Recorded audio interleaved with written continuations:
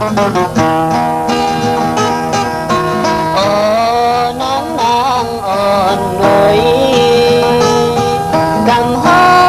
วันลังผู้พันสูอยู่ห้องห้องมนแลงเสีย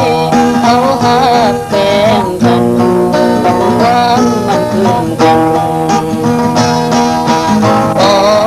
นางนางอ่อนหน่อย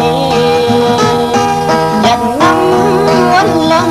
ทุกอย่างคือได้ได้โชว์มือตาสายมือท่าสูงยันห้องมุนแรงลอยกุมปืดผุยตาลูกเห็นเลยยามในสายไฟสั่งมาโอดออกน้ำคงโอ้เมื่อเลี้ยงนางอ่อนเศร้านาโอ้นางนางอ่อนหน่อยอย่างนี้เมาฟังข่าวเบิ่งเก่าได้เขาเลยสั่งกันเขาเลยลืมกันวันเขาไม่ซ้อมกันมองลงอ่อนก็มันปิดน้องโตคงกว่ายิ่งอยากไม่เมาสายอำสังเศร้าก็เล่าร้องนอนอำลับไหลโอ้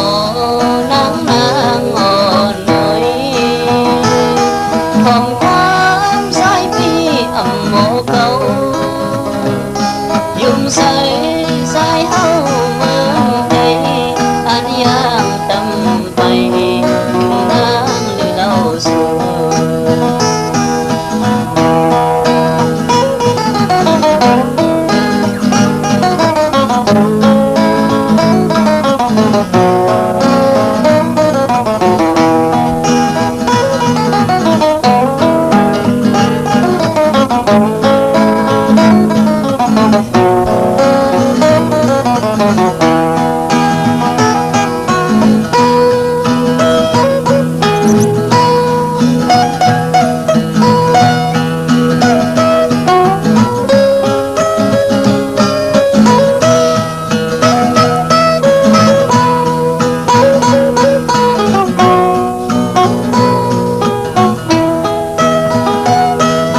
มองลงอ่อนโคมันปิดน้อ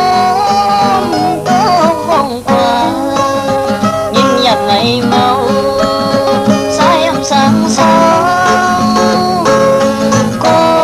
เล่าน้องนอนอำลับไหลโอ้นางนางอ่อนเอ่ยของความสายปีอำโมเก่าอยู่ใส่สายเฮาเมืองไทยอันยามตำไปอยู่นางหรือเล่าสู่